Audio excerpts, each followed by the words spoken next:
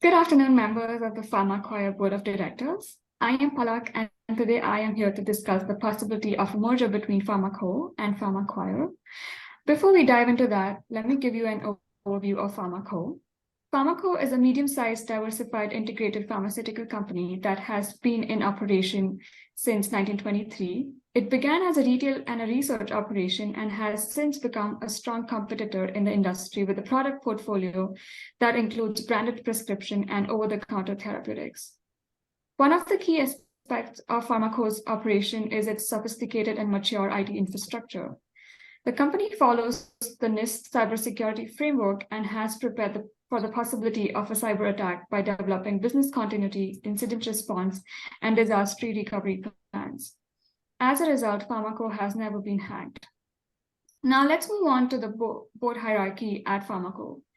The board of directors is chaired by Arthur, who is also the vice chair and lead director chair for the audit committee. Other committee chairs include Pat Provost for the CFO and CRO risk, Christine Mills for the risk, Anna for governance, Steve Martin for HR and compensation, and Pierre Pollard for governance and HR. In terms of committee membership, the audit committee is comprised of Arthur, Jack Chow, Jennifer Conway, and Mary. The risk committee includes Christine Mills, Anjali Bal, Jack Chow, and Pat Provost. The governance and nomination committee consists of Anna, Anjali, Mary, and Pierre. Finally, the HR and compensation committee is made up of Steve, Jennifer, Pierre, and Arthur. With that said, PharmaCo has been approached by PharmaCoir about a possible merger between the two companies. I will now hand over to Matthew to discuss this advisement in more detail. Thank you. Good afternoon, everyone. I'm here to present to you the advisement on the proposed merger deal between PharmaCoir and PharmaCo. After a thorough analysis of the proposal, we could recommend that PharmaCoir proceed with the merger deal with PharmaCo. PharmaCo has demonstrated a strong commitment to protecting its data assets and has implemented security policies and controls based on the NIST cybersecurity framework. And despite a recent ransomware incident, we believe that PharmaCo's commitment to safeguarding their organizational information remains steadfast. Next slide. Prior to the cyber attack, PharmaCo was on track for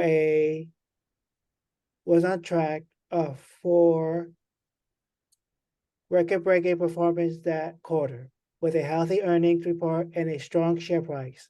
Despite this current offer for 30% less, we believe that PharmaCo's fundamental outlook remains strong and that the merger will deliver sustainable value creation for shareholders. Furthermore, PharmaCo is a successful global conglomerate with patented products and a strong market standing. A merger with PharmaCo will not only result in significant cost savings, but will also strengthen PharmaCoir's market position and provide access to new markets and resources. Next slide. In conclusion, we believe that the proposed merger deal with PharmaCo is a sound business decision that will deliver long-term benefits for PharmaCoir and its shareholders. We recommend that PharmaCoir proceed with a merger deal with PharmaCo. Thank you for your attention. And now I'll be passing over to Swawaz, PharmaCo's NIST CSS current state summary. Yeah, hi, thank you, Matthew. So my name is Shanavas, and I'll be talking about PharmaCo's current state and cybersecurity gaps. So the slide that we have in front of me showcases the current preparedness of the PharmaCo's cybersecurity maturity scorecard based on this CSF framework. So out of the 5 domains of the NIST cybersecurity framework, we have the identify domain as the only defined domain where PharmaCo has done well, while the protect domain is actually on repeatable maturity scale. We have the detect domain and the recover domain and at the initial level, and the respond domain of the NIST cybersecurity framework is completely non-existent for PharmaCo. Next slide, please.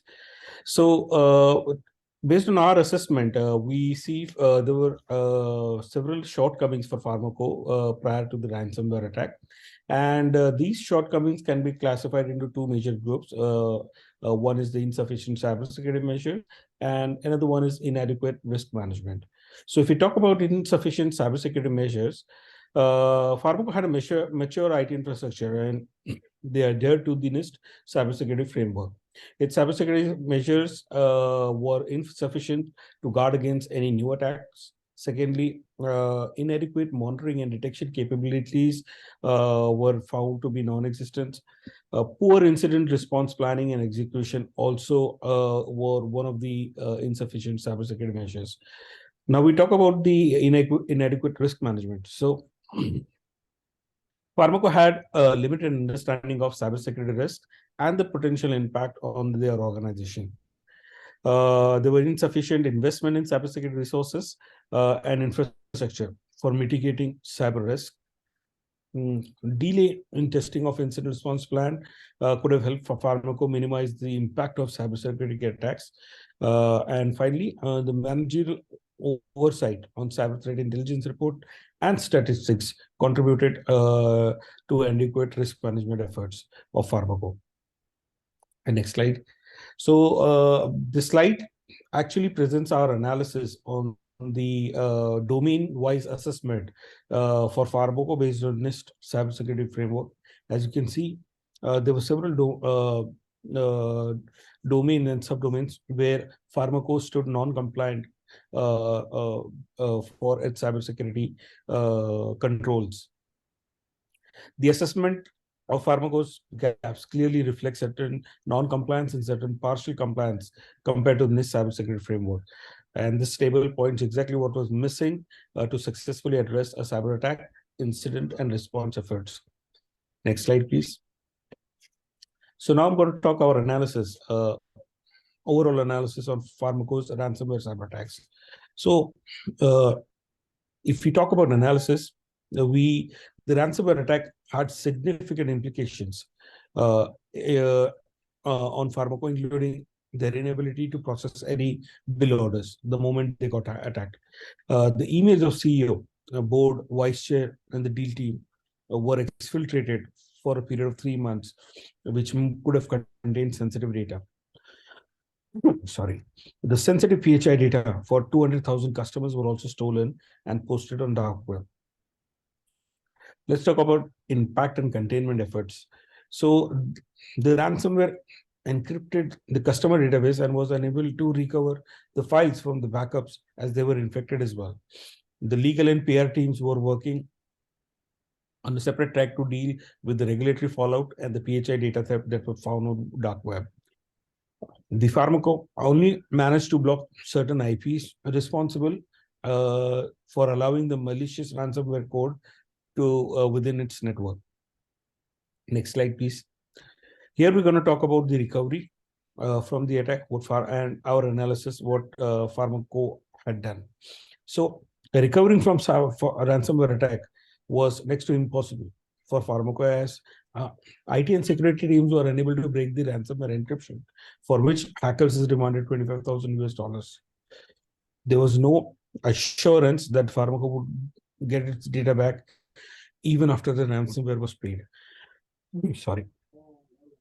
Talking about the root cause analysis. So initially, Pharmaco found out that the attack resulted in operation financial loss due to the ransomware demand and the cost of cybersecurity repairs. Junior analyst was also found to send 100 records of PHI data to another employee, which was a clear violation of Pharmaco's security policies. Finally, based on the CERT incident report, they were unable to find any conclusive root cause for the ransomware incident. Next slide, please. So, Pharmaco, the key findings that we have seen, which were directly responsible for the handling of Pharmaco's ransomware cyber attacks, we have divided this into the 4 areas. So first, and foremost was the lack of communication between the deal team and the CISO Paul Williams, which was a significant issue.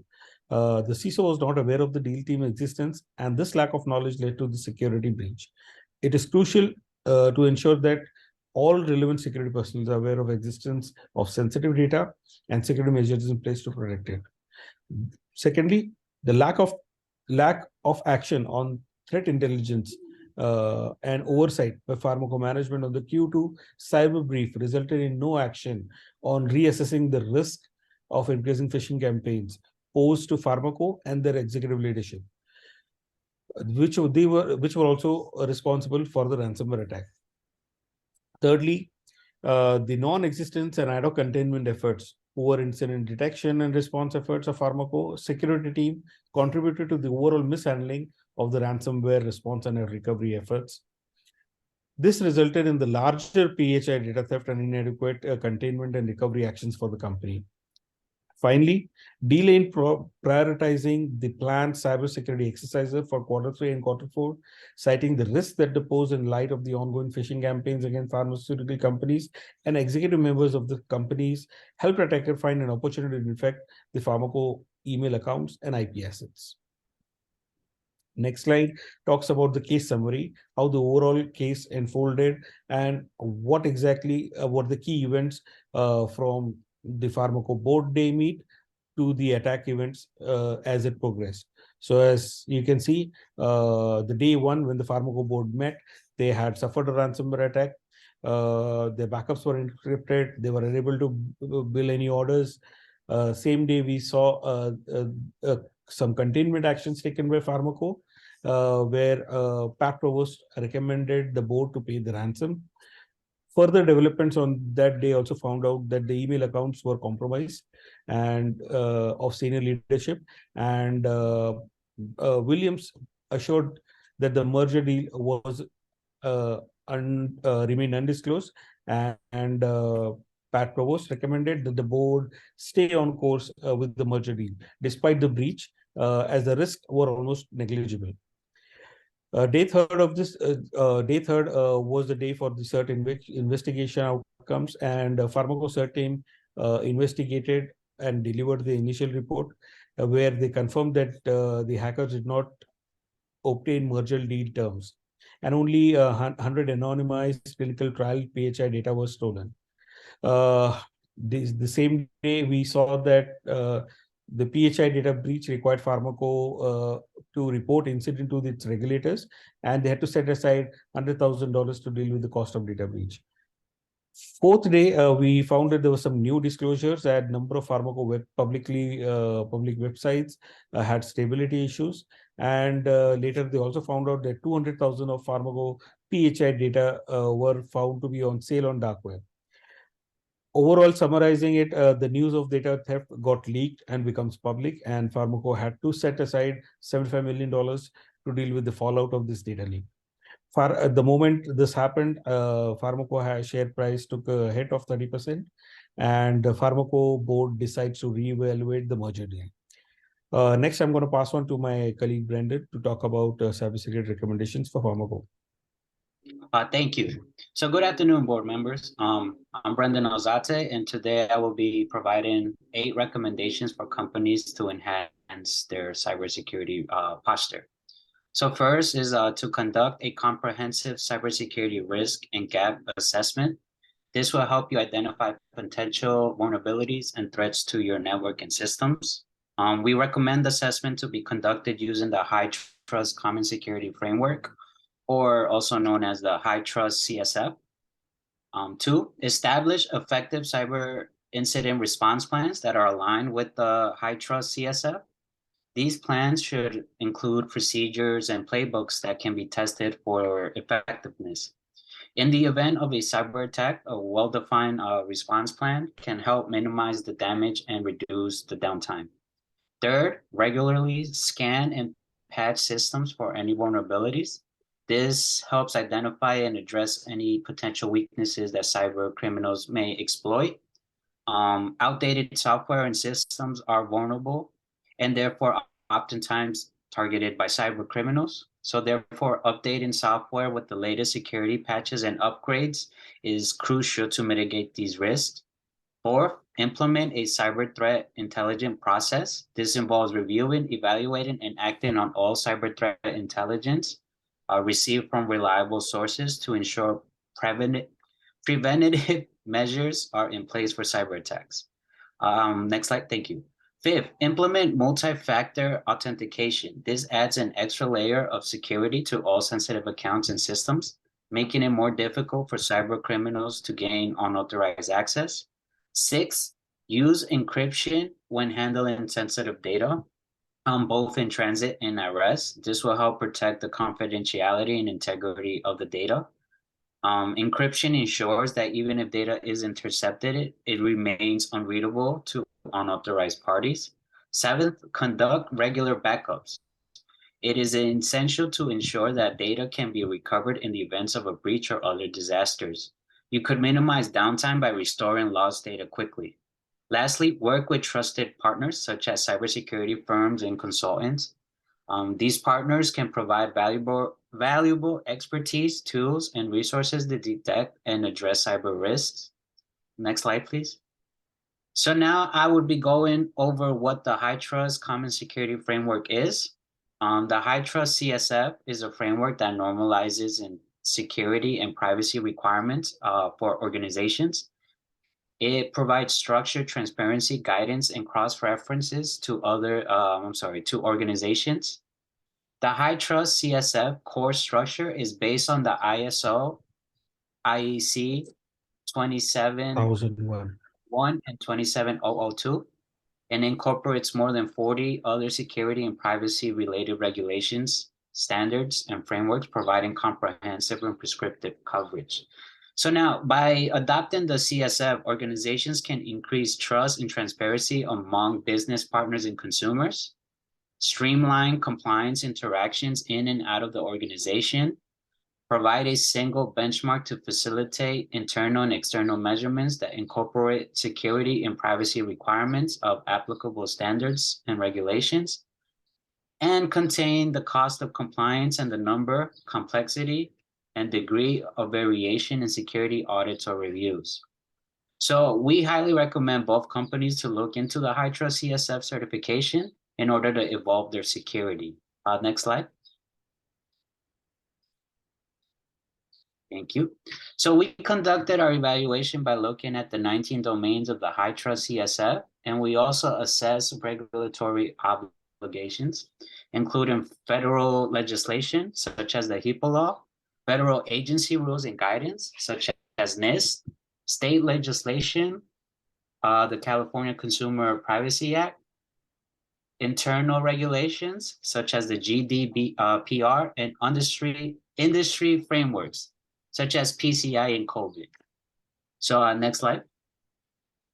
So now to conclude our presentation, Pharmaco's ransomware attack resulted in loss of critical data, as well as disrupting their operations, affecting their ability to deliver products to their customers.